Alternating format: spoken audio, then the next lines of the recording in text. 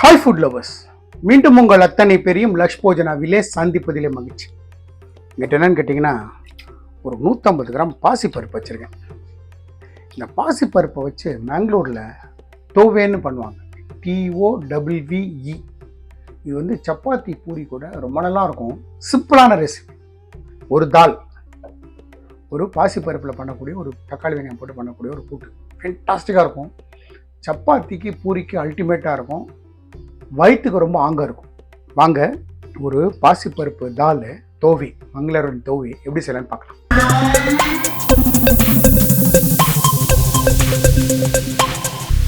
நான் ஒரு 150 கிராம் பாசிப்பருப்பை கிட்டத்தட்ட ஒரு 1/2 hour சோக் பண்ணியிருக்கேன்.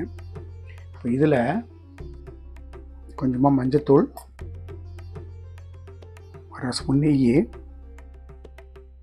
குக்கரை மூடி ஒரு 3 விசில். ரொம்ப குழஞ்சி வேக வைக்காதீங்க. பருப்பு ஸ்லைட்டாக மலர்ந்துருக்கட்டும். பருப்பு வேகிற வரைக்கும் ஒரு 10 minutes வெயிட் பண்ணும். நான் வந்து ஒரு 4 பச்சை மிளகாய் கட் பண்ணி வச்சுருக்கேன். அதே மாதிரி ஒரு துண்டு இஞ்சி வச்சுருக்கேன். இது ரெண்டையும் இடிகளில் போட்டு அடிச்சிருங்க நல்லா.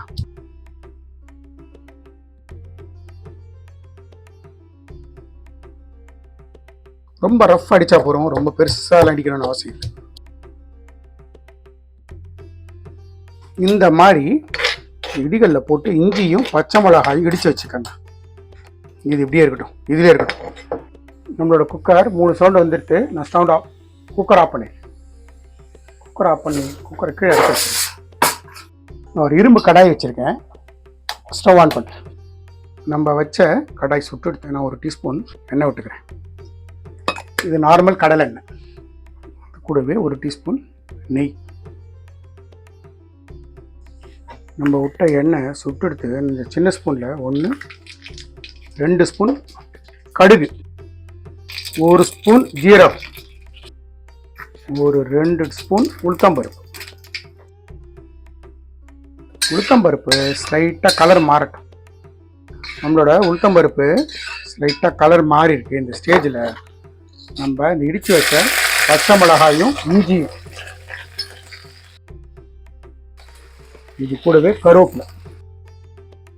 நான் ஒரு பெரிய வெங்காயத்தை ஜூலியன்ஸாக கட் பண்ணியிருக்கேன். சரி, இந்த டிஷ்ஷுக்கு வெங்காயத்தை இந்த மாதிரி கட் பண்ணுங்க, நல்லாயிருக்கும். வெங்காயம் சீக்கிரமாக வேகிறதுக்கு கொஞ்சமாக உப்பு. வெங்காயம் லைட்டாக கலர் மாறி இருக்கு. இந்த ஸ்டேஜில் நல்ல பழுத்த தக்காளி, 2 தக்காளியும் சேர்த்துட்டு கொஞ்சமாக மஞ்சள் பொடி. இந்த டிஷ்ஷை பொறுத்த மட்டுக்கும் நம்ம போட்ட அந்த பச்சை மிளகா இஞ்சி மட்டும்தான் காரம். வேறு எந்த விதமான பொடிகளும் இதுக்கு கிடையாது. அதனால உங்களோட காரம் என்னன்றதை பார்த்துட்டு கூட குறைச்சி சேர்த்துக்கோங்க, தப்பு கிடையாது. இந்த ஸ்டேஜில் ஒரு 1/2 டம்ளர் வெந்நீர். தக்காளி கொஞ்சம் குழஞ்சி வெந்து வரட்டும். இந்த வெங்காயம் ரோஸ்ட் ஆகக்கூடாது, வேகணும். அதனால தண்ணி சேர்த்துருக்கேன். என்ன பண்ணலாம், இந்த டிஷ்ஷுக்கு தேவையான சால்ட்டு,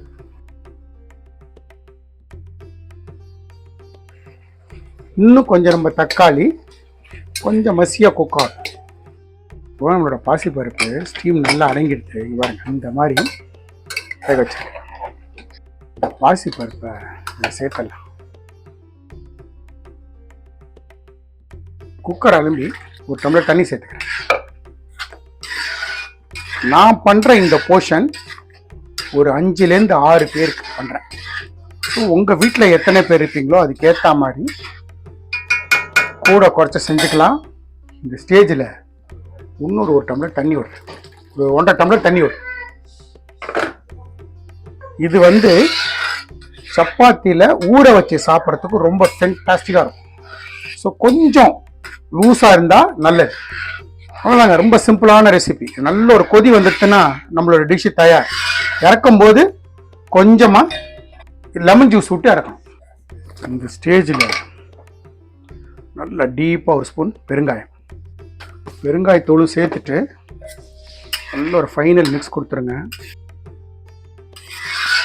எல்லாம் சேர்ந்து நல்ல ஒரு கொதி வரட்டும். பிகினர்ஸுக்கு இந்த மாதிரி சீசன்டு அயன் தவாவாக இருந்தாலும் சரி, கடாயாக இருந்தாலும் சரி, காப்பராக இருந்தாலும் சரி, அந்த மாதிரி வெசல்ஸில் நீங்கள் குக் பண்ணுறீங்கன்னா குக் பண்ணி அடுத்த ஒரு 10-15 நிமிஷம் கழித்து எடுத்து வேறு பாத்திரத்தில் மாற்றிடணும். இதிலேயே வச்சு சர்வ் பண்ணக்கூடாது. இதில் வச்சிங்கன்னா உடம்புக்கு கெடுதல். குக்கிங் ப்ராசஸ்க்கு மட்டும்தான் இந்த காஸ்ட் அயனு, நார்மல் அயன் எல்லாமே. அது ஈவன் பித்தளை கூட, காப்பர் கூட. குக்கிங் ப்ராசஸ் முடிஞ்சதுக்கப்புறம் சர்விங் பவுலுக்கு எடுத்து மாற்றிடுங்க. Within 10 to 15 மினிட்ஸ்க்குள்ளே. இதில் வைக்கக்கூடாது. விஷயம் தெரிஞ்சவங்களுக்காக இல்லை, பிகினர்ஸ்க்காக சொல்கிறேன். நான் டேஸ்ட் பண்ணி பார்த்துட்டேன். எனக்கு ஒரு உப்பு தேவைப்படுது. உப்பு சேர்த்துக்கிறேன். பீஸ் சேர்த்துட்டு இது நல்ல ஒரு கொதி வரட்டும். ஆனால் அதே நேரத்தில் ஒரு நிமிஷம் 2 நிமிஷத்துக்கு ஒரு வாட்டி கலரி கொடுங்க. ஏன்னா இது வந்து பருப்பு கீழே போய் உட்காந்துரும், அடி பிடிச்சிரும். ஸோ அதனால் ஒரு வாட்டி 1 நிமிஷத்துக்கு ஒரு வாட்டி இப்படி நல்லா கலரி கொடுத்துரும்.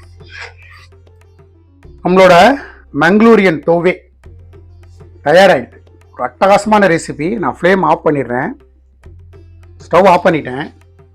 ஆஃப் பண்ணிவிட்டு நல்லா ஃபைனாக சாப் பண்ண கொத்தமல்லி, ஒரே ஒரு ஸ்பூன் நெய், எங்கிட்ட லெமன் ஜூஸ் வச்சுருக்கேன், ஒரே ஒரு ஸ்பூன் லெமன் ஜூஸ். நம்மளோட டிஷ்ஷு தயார். ஃபைனலாக ஒரு மிக்ஸ் பண்ணி கொடுத்துருக்கேன். இது எப்படி தெரியுமா?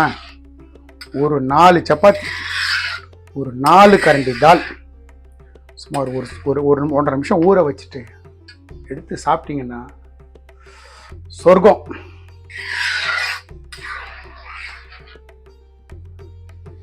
இந்த டிஷ்ஷை பொறுத்த மட்டும் இன்னும் ஒரு சின்னதாக ஒரு டிப்பு.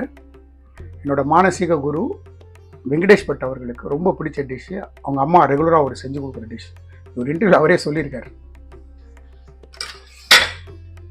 நம்ம செஞ்ச மங்களூரியன் தொவ்வே ரெசிபி, TOWVE, ஒரு அட்டகாசமான ரெசிபி. சப்பாத்தி பூரி கூட அல்டிமேட்டாக இருக்கும். நான் எந்த மாதிரி இன்க்ரீடியன்ஸ் போட்டு எப்படி செஞ்சனோ அதே மாதிரி செய்யுங்க. எனக்கு கிடைச்ச எக்ஸ்ட்ரா ரிசல்ட் உங்களுக்கும் கிடைக்கும். இந்த வீடியோ பிடிச்சிருந்தா லைக் அண்ட் ஷேர் பண்ணுங்கள். உங்கள் ஃபேமிலி அண்ட் ஃப்ரெண்ட்ஸ்க்கு வந்து ரெக்கமெண்ட் பண்ணுங்கள். மறக்காமல் நம்ம சேனல் வந்து சப்ஸ்கிரைப் பண்ணுங்கள். அப்படி சப்ஸ்கிரைப் பண்ணும்போது பெல் ஐக்கானை கிளிக் பண்ண மறந்துடாதீங்க. தேங்க்ஸ் ஃபார் வாட்சிங் my all videos. Lakshman signing off from Lakshpojana.